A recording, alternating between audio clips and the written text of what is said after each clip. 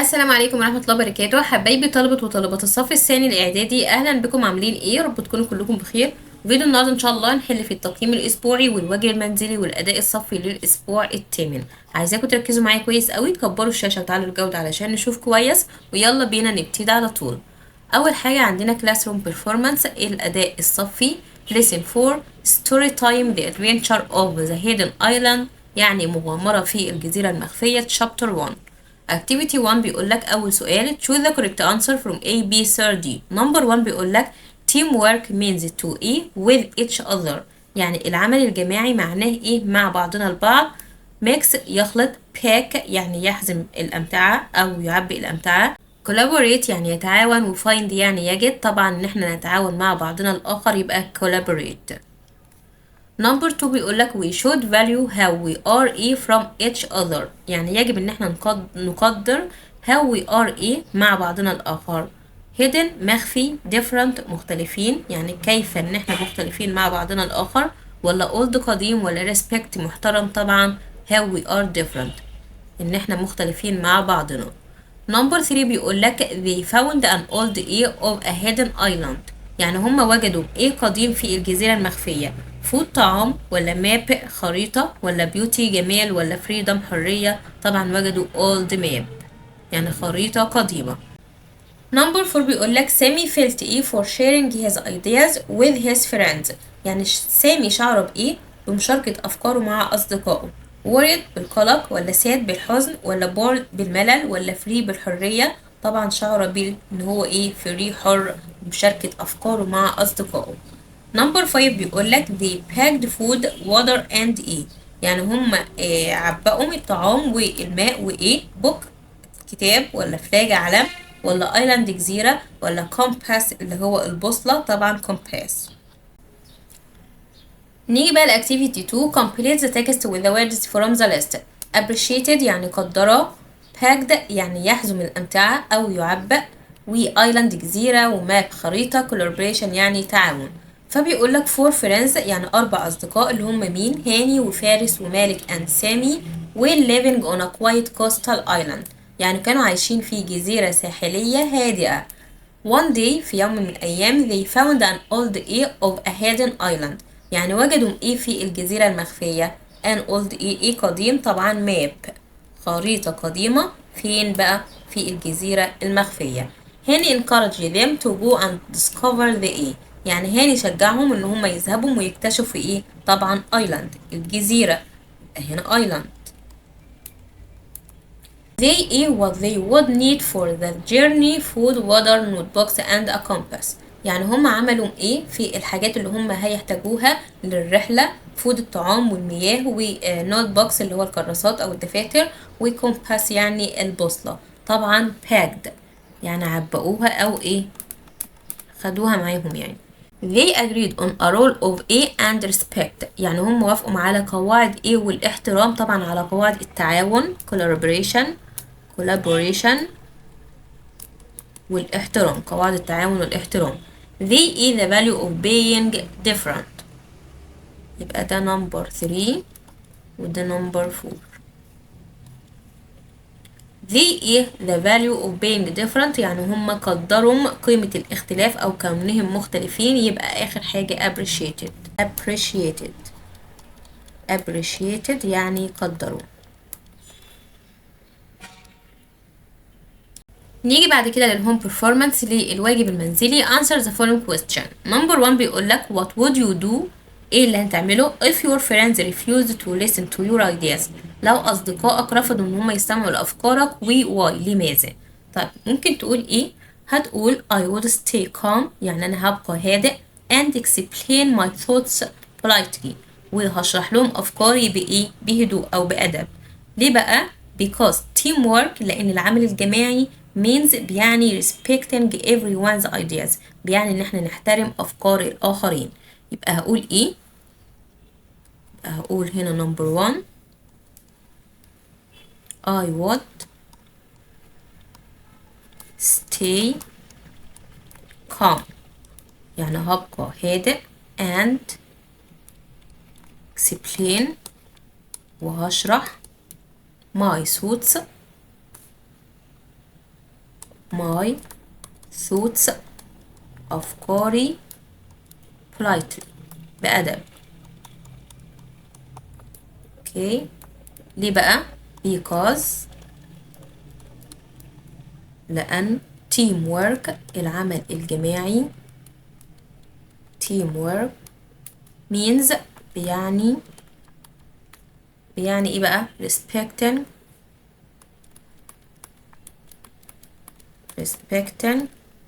everyone's ideas. تمام يا حلوين. نمبر 2 بيقول لك what is the rule that the four friends agreed on؟ ايه هي القاعدة اللي الأصدقاء الأربعة اتفقوا عليها؟ اتفقوا ايه بقى؟ انه no one is the boss، يعني مفيش ولا واحد هو القائد. ليه؟ we work together ان احنا هنعمل معا and listen to everyone's ideas ونستمع لأفكار البعض يعني أو أفكار الآخرين. تمام يبقى هنقول no one is the boss. We work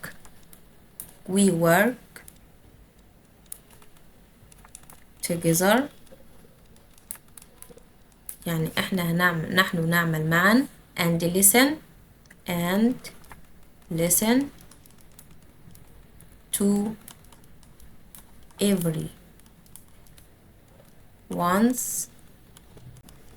everyone's ideas. نيجي بعد كده بقى للكلاس روم بيرفورمانس على lesson 5 and 6. activity 1 بيقول لك choose the correct answer from A, B, C, D. number 1 بيقول لك to come up with new ideas means لكي نبتكر أفكار جديدة معناه إيه؟ respect يحترم، ولا collaborations يعني تعاون، ولا museum متحف، ولا creativity الإبداع؟ طبعا creativity اللي هو ابتكار أفكار جديدة. number 2 بيقول لك every piece of my artwork يعني كل قطعة من العمل الفني بتاعي of any من أي عمل فني should be يجب إنها تكون إيه؟ original يعني أصلية، imagination خيال، ولا materials مواد خام، ولا boring ممل؟ طبعا لازم تكون إيه؟ original أصلية. number 3 بيقول لك his work is full of creativity and يعني العمل بتاعه مليء بالإبداع and إيه؟ boring الملل، sense إحساس، imagination يعني الخيال، ولا perfect يعني تام أو كامل؟ طبعا imagination الخيال. number 4 بيقول لك the opposite of national يعني مضاد كلمة national وطني أو محلي is local محلي، ولا private خاص، ولا international دولي، ولا collaboration تعاون؟ طبعا عكس national international. نيجي بقى لأكتيفيتي 2 النشاط التاني complete the text with the words from the list. عندك كلمة perfect يعني مثالي، imagination خيال، pieces يعني قطع، و stunning يعني مدهشة أو فاتنة. فبيقول لك last week الأسبوع الماضي we visited a modern art museum يعني احنا زرنا متحف فن حديث. all the A were special and original يعني كل A كانت مميزة وأصلية. طبعا كل pieces القطع. بعد number 1 the sculptures looked very E because they were different from anything else يعني التماثيل كانت بتبدو إيه جدا لأنها كانت مختلفة عن أي شيء آخر، يبقى تبدو stunning يعني مدهشة أو فاتنة stunning. بدي number 2 making art يعني صنع الفن requires بيتطلب a lot of E and creativity والإبداع. طبعا الخيال imagination and creativity والإبداع. an artwork يعني العمل الفني doesn't need to be valuable or beautiful يعني العمل الفني ما بيحتاجش ان هو يكون ايه؟ مثالي perfect to be valuable ان هو يكون ذات قيمة or beautiful او جمال. نيجي بقى للهوم performance الواجب المنزلي write an email of 90 or 110 to your friend علي about ايه بقى؟ your favorite actor عن الممثل المفضل لديه. طيب هنكتب الايميل ازاي؟ فهنقول to علي لصديقي علي subject الموضوع بتاعي كان عن my favorite actor يعني الممثل المفضل لدي. فهقول له هاي علي I hope you are doing well يعني أنا أتمنى إن أنت تكون كويس. I want to tell you about my favorite actor يعني أنا عايز إن أنا أخبرك عن الممثل المفضل لدي. His name is أحمد حلمي، يعني اسمه أحمد حلمي.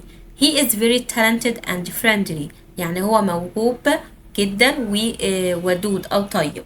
I loved his movies especially X large، يعني أنا بحب الأفلام بتاعه خاصة فيلم إيه X large because he played the character in a fun and exciting way، لأنه بيمثل أو بيلعب شخصية بطريقة مرحة أو ممتعة يعني أو مضحكة and exciting way وبطريقة مدهشة.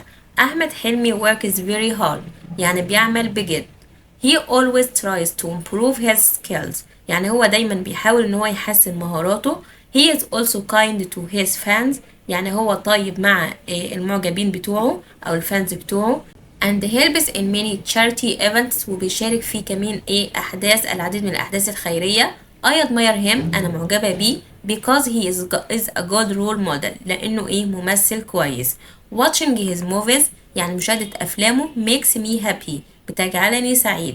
and I hope we can watch one together soon، وأنا أتمنى إن احنا نشاهد واحد مع بعض، يعني فيلم يعني مع بعض. your friend يوسف، صديقك يوسف.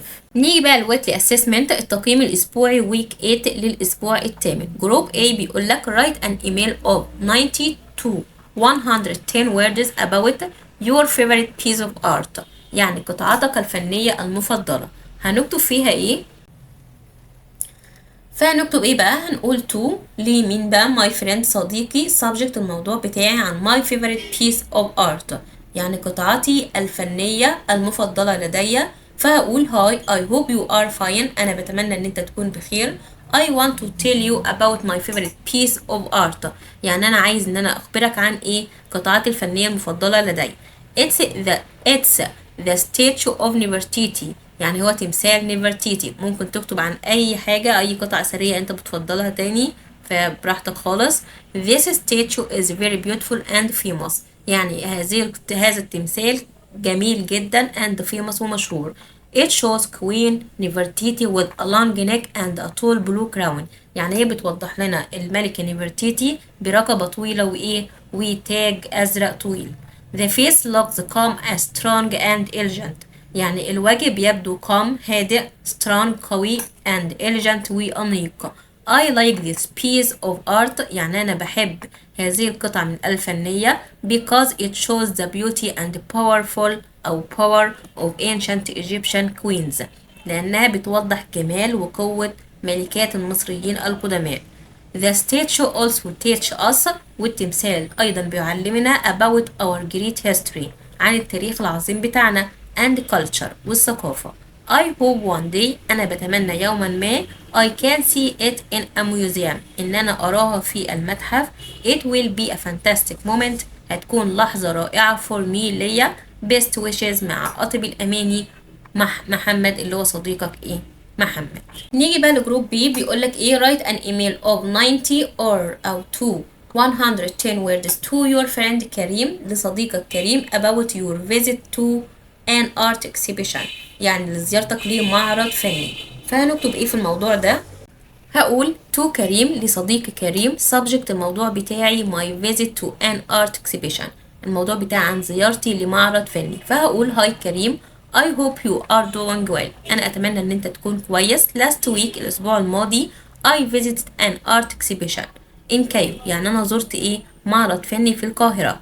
and it was a great experience، وكانت تجربة رائعة. There were many beautiful paintings، كانت توجد رسومات جميلة كثيرة and statue made by talented artists، وتماثيل مصنوعة بواسطة فنانين موهوبين. My favorite piece showed the river Nile with bright colors، يعني القطعة المفضلة لدي كانت بتوضح نهر النيل بألوان ساطعة أو لامعة. It looked so real and peaceful، يعني كانت بتبدو حقيقية وجميلة. I also saw modern art made from recycled materials، أنا كمان شفت فن حديث مصنوع من المواد الخام المعاد تصنيعها which was very creative، اللي كانت مبدعة جدا. The exhibition taught me that art expresses feelings and ideas in different ways، يعني المعرض علمني إن الفن بيعبر عن المشاعر والأفكار بطرق مختلفة. I took many photos يعني أنا أخدت الكثير أو العديد من الصور and I want to show them to you وعايز إيه أبقى يعني أوريهم لك يعني. I hope we can visit an exhibition together one day. بتمنى أو أأمل إن أنا أزور المعرض معا يوما ما. Your friend يوسف صديقك يوسف. نيجي بقى لجروب سي. write an email of 90 to 110 words to your friend باسم لصديقك باسم about art doesn't have to be perfect يعني الفن ليس بالضرورة أن يكون مثاليا. طيب فهنكتب فيها إيه؟ هقول to باسم لصديقي باسم subject الموضوع بتاعي art doesn't have to be perfect. هاي باسم how are you كيف حالك I want to tell you something I learned about art يعني عايز أخبرك بشيء إن أنا اتعلمته عن الفن. many people think art must be perfect يعني كل الناس أو الكثير من الناس بيعتقدوا إن الفن لازم يكون إيه مثالي but that isn't true لكن هذا ليس حقيقيا. art is about expressing feeling and ideas when we draw or paint يعني الفن هو بيعبر عن المشاعر والأفكار لما بنرسم ونلون. we do it to show our imagination يعني احنا بنعمل ده علشان نوضح ايه الخيال بتاعنا. not to copy life exactly يعني ليس ان احنا نطبع الحياة بالضبط. some famous artists يعني بعض الفنانين المشهورين made simple drawings بيعملوا ايه او بيعملوا الرسومات البسيطة but they are still beautiful لكن بيبقوا أو ما زالوا جميلة because they have meaning لأنهم عندهم إيه ذات معنى يعني. even if the lines are not perfect حتى لو الخطوط ما كانتش مثالية or the colors are different أو الألوان كانت مختلفة it's still art يعني هذا يبقى إيه أو ما زال فن. everyone can create something special يعني كل شخص يستطيع أن يخلق شيء مميز أو خاص به يعني. so don't be afraid to try لذلك لا تخف أن تحاول. just enjoy art and be creative استمتع بالفن وكون إيه مبدع. your friend أحمد صديقك أحمد. وبس كده يا حبايبي يكون فيديو النهارده انتهى. اتمنى تكونوا استفدتم. لو عجبكم الفيديو متنسوش تدعمونا باللايك. لو حابين تتابعوني اكتر وصلكم اشعار بكل فيديو جديد بينزل على القناه ما تنسوش تعملوا سبسكرايب للقناه كمان تفعلوا زر الجرس على الكل عشان يوصلكم اشعار بكل فيديو جديد بينزل ان شاء الله. اشوفكم الفيديوهات القادمه والسلام عليكم ورحمه الله وبركاته.